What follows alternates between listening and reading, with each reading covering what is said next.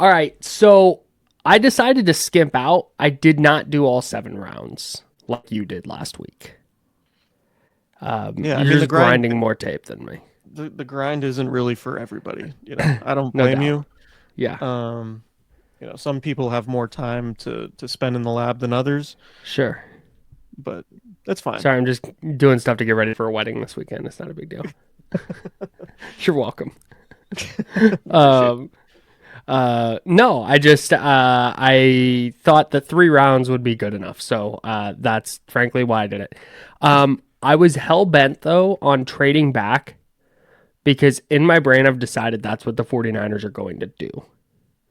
And so it. with this mock, I looked for trade back opportunities, and then I leaned more toward, instead of just selecting like, okay, need a defensive lineman here, need an offensive lineman here.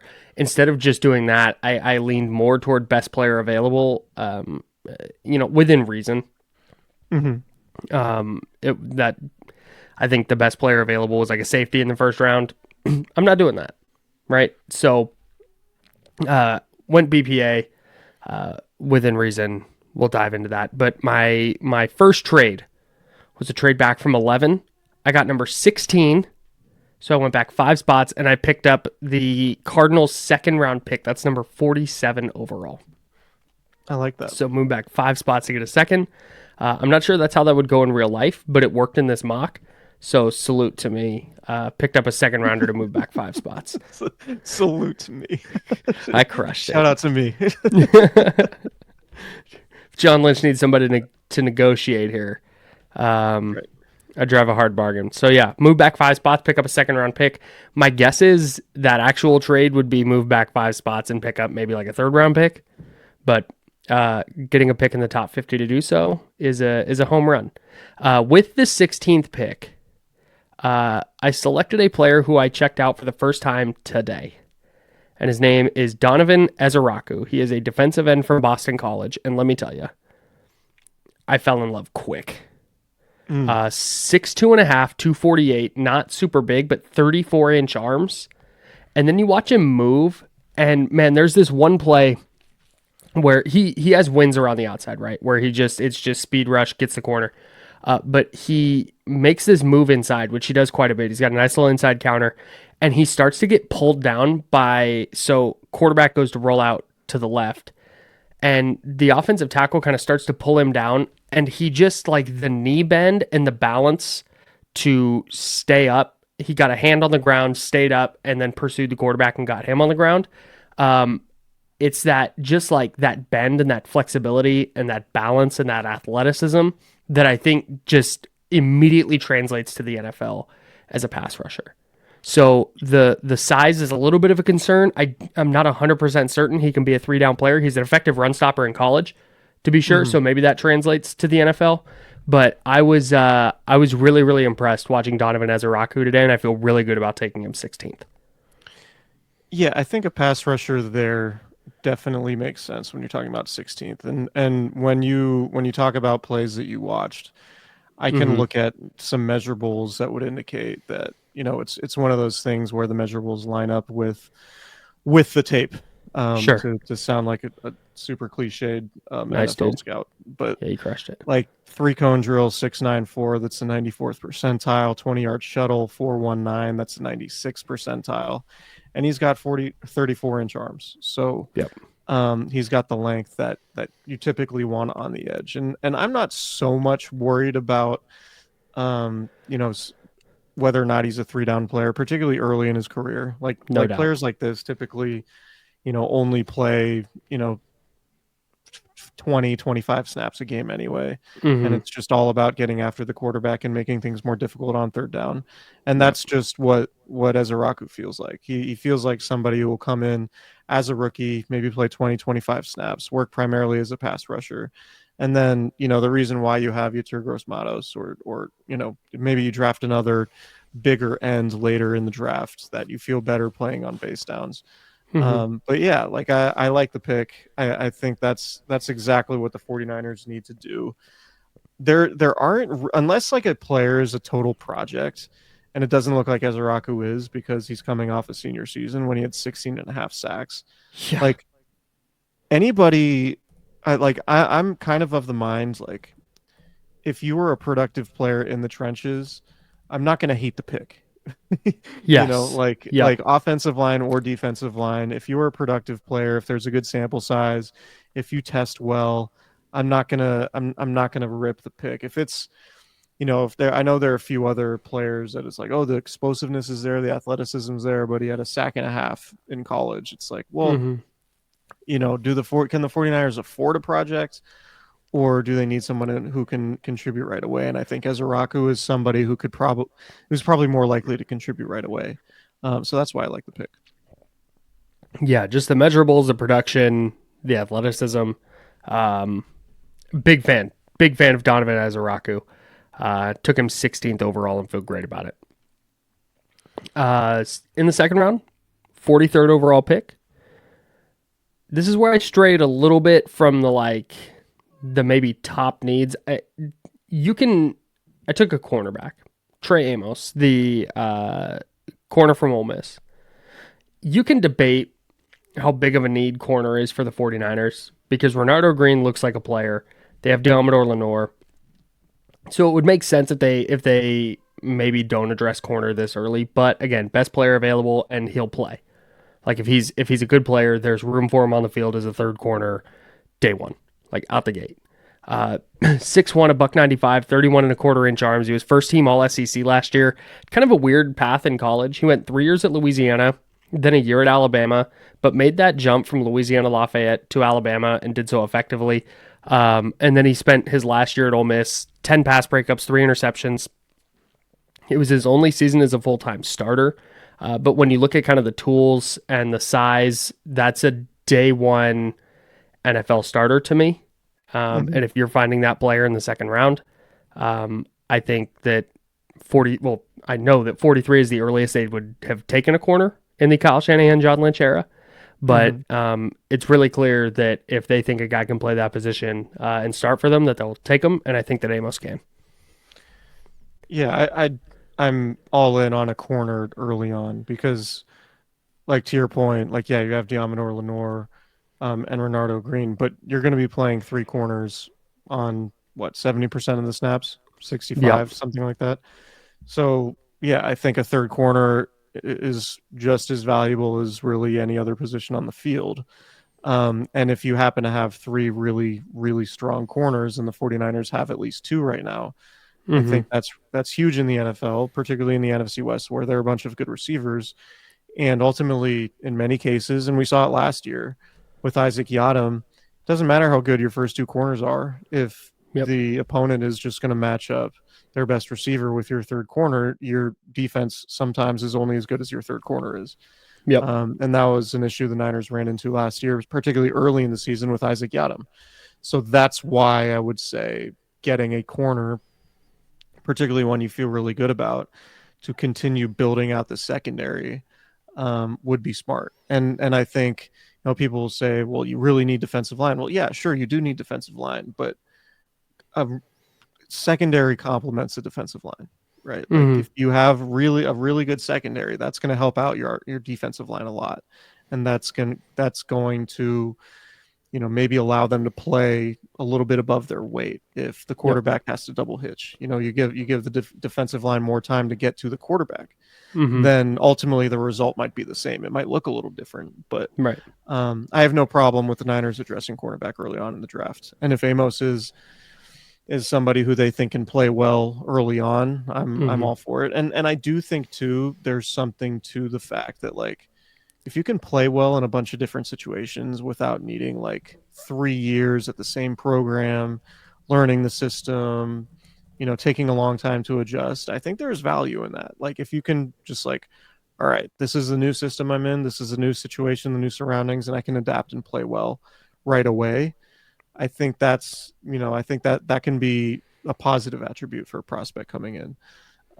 So I'm not fully educated on the reasons why he transferred schools twice, but I think I think if you can play well at multiple stops, I think it says that you're adaptable, and I think adaptability is really important in the NFL.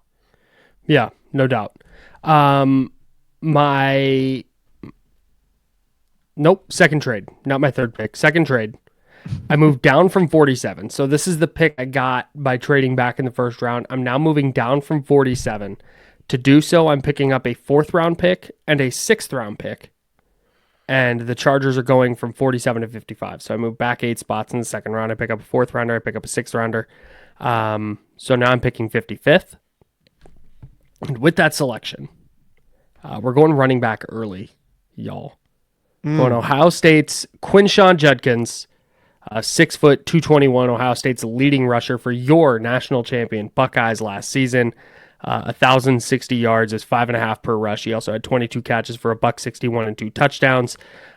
Look, man, I know that running back may not be a big need. I do think they need depth there. And maybe a second round pick is too rich, but again, best player available. And there's a chance that Judkins is their second best running back. I think he's a little bit similar style to Jordan Mason just in terms of the physicality. But I think he's definitely more patient. Not necessarily a home run hitter, but enough speed to be an NFL player. And it just wouldn't shock me at all if his running style is something that appeals to Kyle Shanahan and Kyle Shanahan wants him on his team. And it wouldn't surprise me at all if he winds up being the backup to Christian McCaffrey. Yeah. So I think of the running backs, and I like Judkins. Obviously, I watched him a lot at the national champion state school, University of Columbus. Sure. I think I'm kind of split. Like, we've seen what happens when Kyle Shanahan drafts the running back early. Correct. Hasn't been good. It's been actively poor. So, can you get similar production from a 5th or 6th round pick at running back? Yeah. All of the data and history would say yes, probably. Right. But I know Christian McCaffrey and even Saquon Barkley, like all these guys are outliers, right? But if you can get a good running back and he fits your system and he can be somebody who catches the ball out of the backfield and he's good in pass protection and he gives your offense a dynamic it lacks, that is inherently a valuable player. And so, the conversation, there's a ton of nuance to it because it seems like there's peaks and valleys when it comes to the running back value thing. And you do have these extreme outliers like Christian McCaffrey and Saquon Barkley and Derrick Henry. But man, like, just thinking about how much Christian McCaffrey changed the 49ers when he came in the trade a couple of years ago. Like, at the time, it was, why would Kyle Shanahan do that? He's been really good at getting production from running backs late. And then it's like, 49ers went from having like a really good offense to like the best offense. Right. And it helped Brock Purdy so much. And you're at a point where in Christian McCaffrey's career, he's never going to want to come off the field. But if you can spell him for 10 or 15 snaps and you can have sort of a thunder and lightning type situation and somebody who you really like in short yardage or somebody, when you're up 4 with 6 minutes left and you just need to chew clock. Like, I think having another guy could be really beneficial, and Judkins certainly could be that guy. Right. But it's the same conversation that we always have about running backs is like, okay, you could draft a guy there in the 3rd round. How much better is that guy going to be for Kyle Shanahan specifically than somebody you could get in the 5th or the 6th or 7th or even undrafted? Yeah, and I think that's totally fair. And if they wanted to throw this pick at a offensive lineman or a linebacker or whatever, it would totally make sense. For me, this was just very clearly the best player on the board. And when you look at Christian McCaffrey getting, was he 29 now? Coming off of bilateral Achilles tendonitis and then a knee injury. And then you have Isaac Guerendo, who did not get a ton of work as a starter and suffered 3 different injuries after dealing with a bunch of injuries in college. I think that if there's a player that you think is going to be an effective back, and you just know, hey, you know what, we're going to grab him, we feel great about plugging him in, and he's going to be able to play, you have to go get that player. Yeah. And I think you're right. Maybe Judkins is not a great example because he's just kind of one of those guys that's like a capable pass catcher, but you're not going to split him out and make him a receiver. Mm-hmm. And maybe if they're going to draft that player in the second round, it needs to be that style of player where you feel really good about him as a high level receiver. And I wouldn't necessarily put Judkins in that bucket. But as far as late second round running backs go, I would feel really, really good about Judkins being a good player right away. Yeah.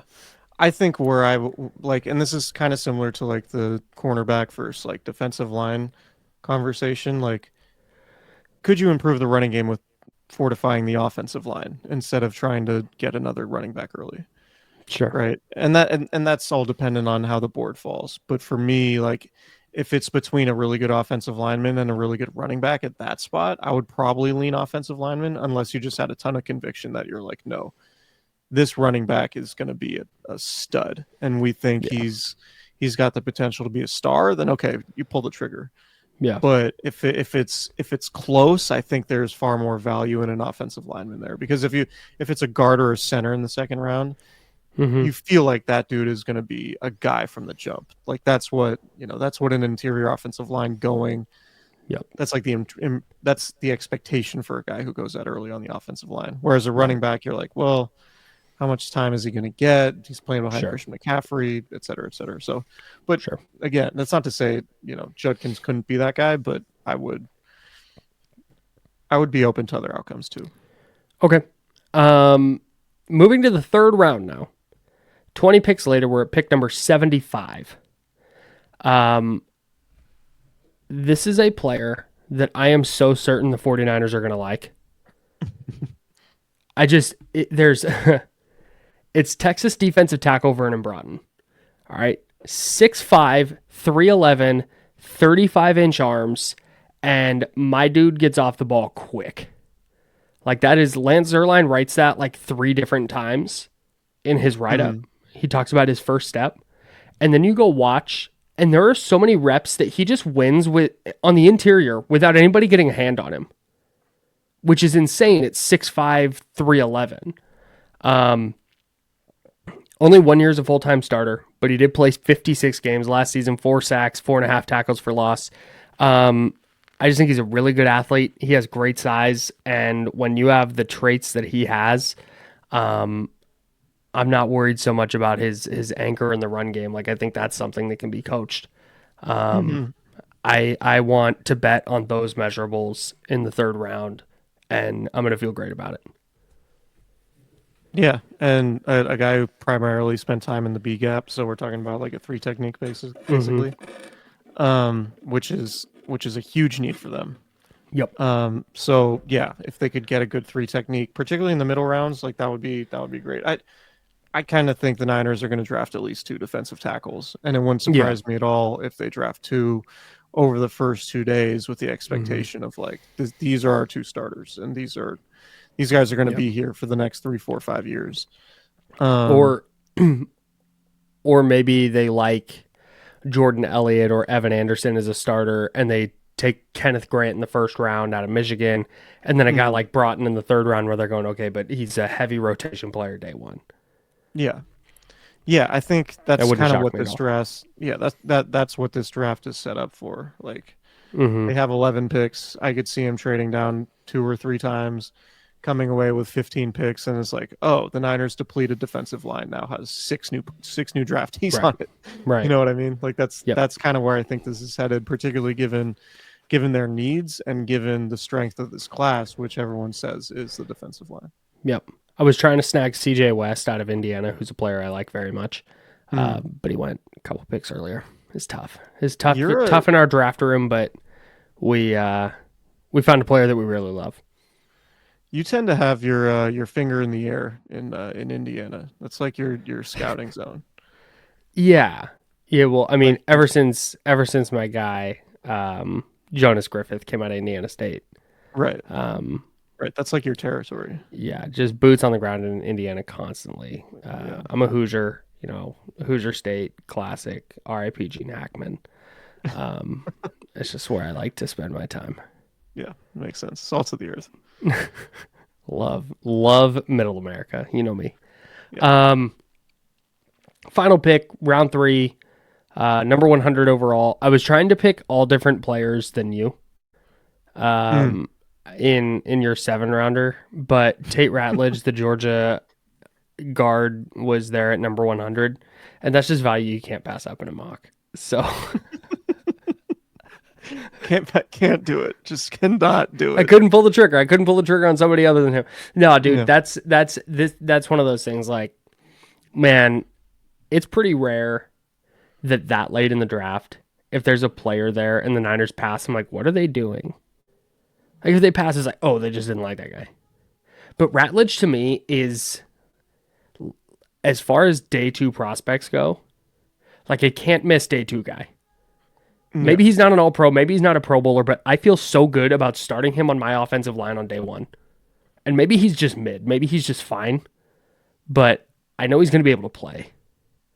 And if you can get him at 100, 2 thumbs up. I think he's going much earlier than that, by the way. I think sometimes with like there's generally a trend to, or like a, people tend to overthink things, right?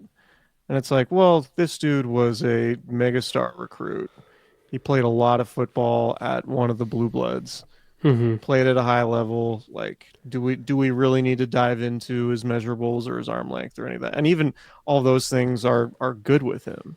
Right. But it's like at a certain point, it's like, no, this guy's been a dude at every level he's played at. That's it. And at some point, just like that's kind of what you need. You don't really need to overthink it. Like, oh, is he a scheme fit? Do we love him? Do we love him for gap scheme, or is he more of a power guy? It's like, no, man. If he's a really good guard, Yeah. and you think he can start for you right away, just take him. Yep. That's and it. Tate, like, I feel as good about him as any like day 2 prospect that I've looked at. Not that I've, I'm not like hours and hours of film session. You're more of a day 3 guy.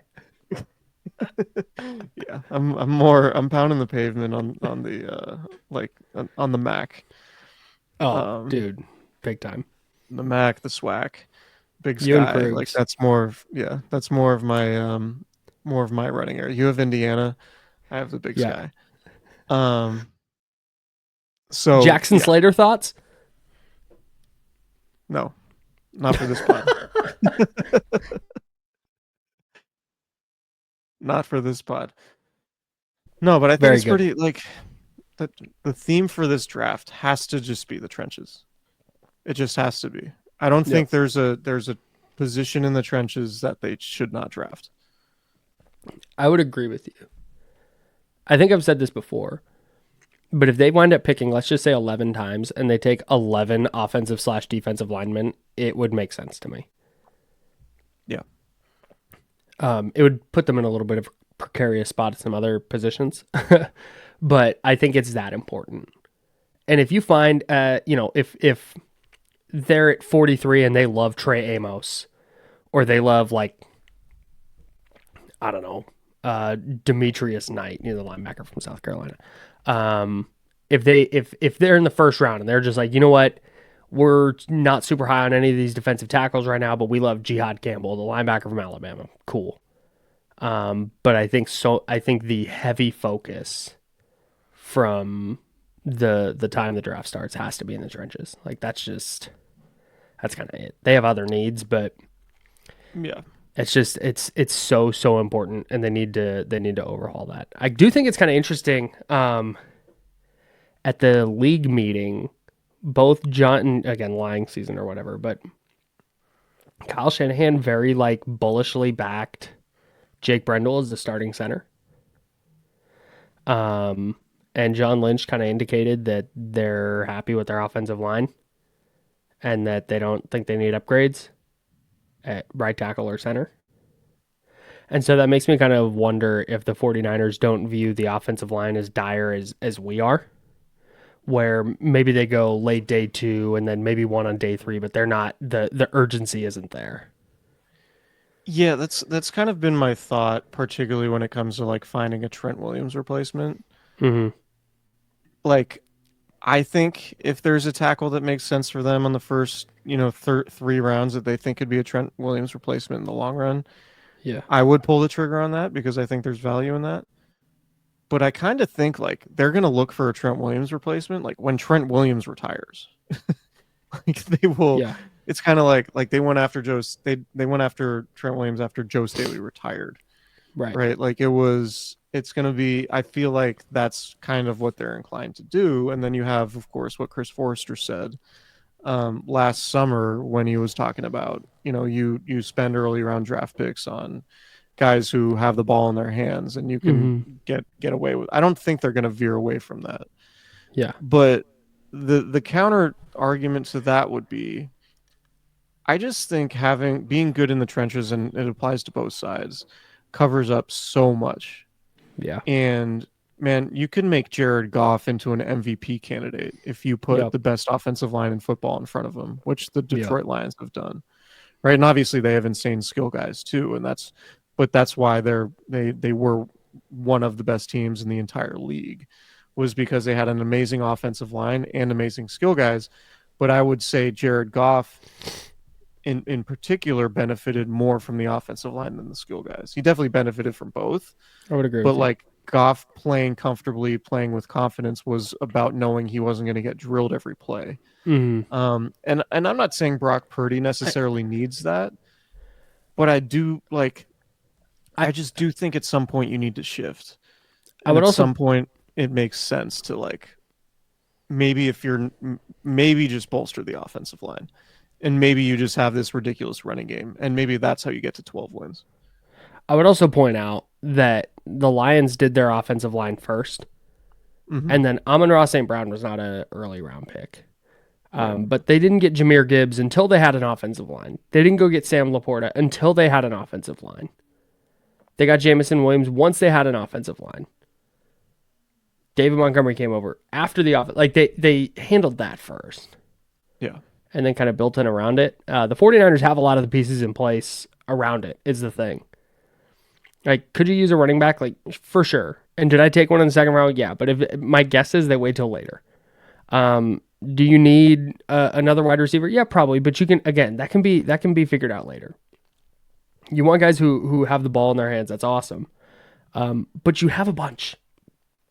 Like maybe take a year off from taking those guys early, and try and find some pieces to upgrade on the offensive line or to at least help the depth. Well, But I don't know if that's something they're philosophically ready to do. they did take a guard in the second round, Aaron Banks, who they didn't feel was ready his rookie season. That's a good point. So that's kind of the other side of it. Maybe there's somebody, for certain instances, maybe there are players that they would be willing to draft early. But I just, as much as you and I and most of the outside world view tackle as like a real need for the Niners, Mm-hmm. I think Kyle Shanahan, the way he thinks is like, if I can get an awesome receiver or a pass rusher or a defensive tackle, I have Trent Williams. So why would I use an early round draft pick on a backup when I can draft a tackle in the first round next year if Trent Williams retires in the offseason? Like that's kind of how I think Kyle Shanahan thinks. Yeah. I think you're probably right.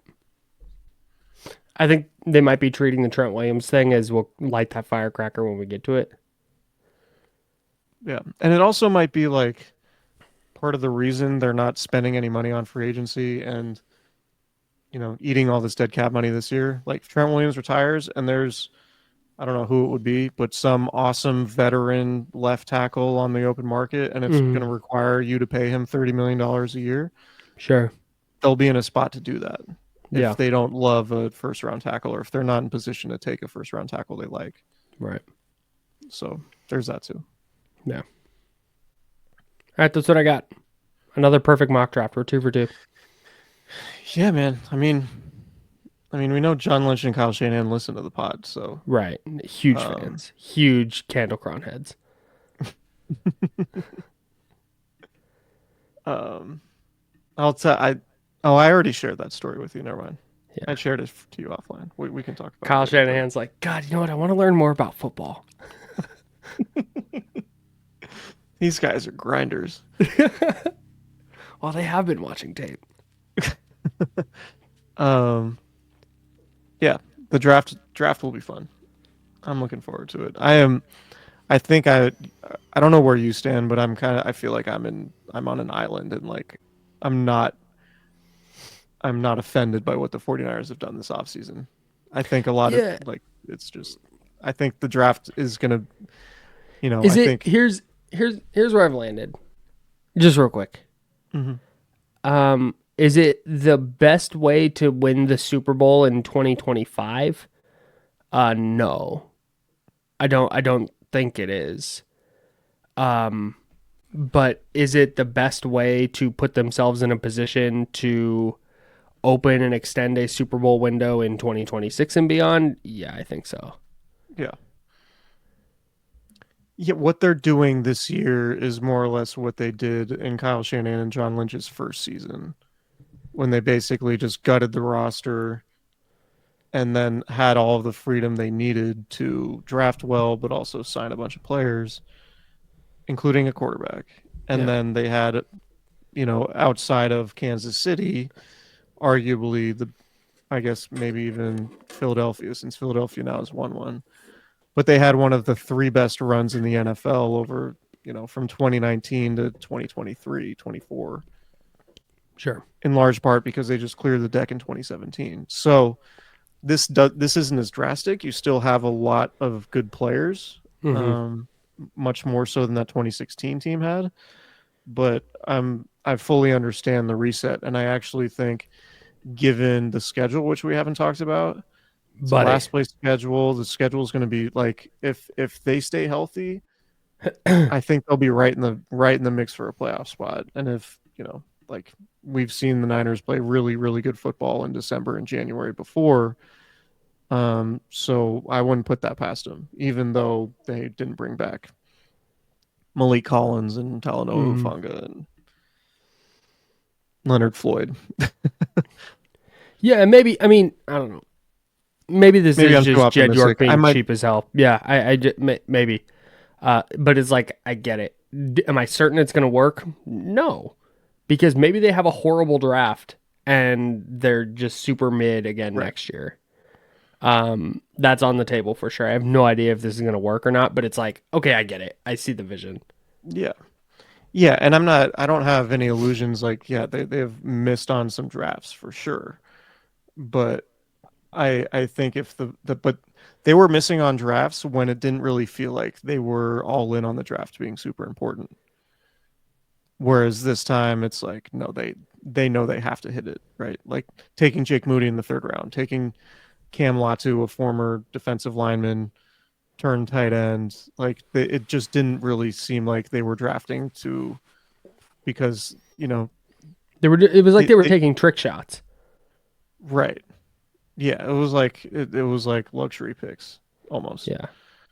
So and now they feel like, all right, we've lost a bunch of guys. We do have to emphasize the draft because our roster isn't what it was. Whereas previously it was like, no, our roster's good. Maybe we take a shot and we hit a home run with this guy. If this year's class is as productive as last year's class, and they bolster the trenches, they'll be in a good spot. Agreed. Last year's class is carrying a lot of the water for me in terms of the outlook. Yep. You know what I mean? Like I'm like, okay, if they want to say we're focusing on the draft and we can look at last year's class, and okay, another class like that, and you're going to be in a really good spot, even as soon as this year. So yep, I think so too. All right, that's all I got. Another mock draft in the books. Good job. Thanks, man. We'll be back next week. A little bit of a weird week, but we'll stay up with 49ers news. We'll have another mock draft for you on Wednesday. And we're taking you up to the draft. Lots going on. And it's a big one for the 49ers, so we'll be covering it closely for you right here on Candlestick Chronicles. Subscribe to the YouTube channel, youtube.com/@Candlestick Chronicles Podcast, or just search Candlestick Chronicles on YouTube, and you'll find us there. And subscribe wherever you get your podcast. We would appreciate that immensely. Thanks, everybody. See ya.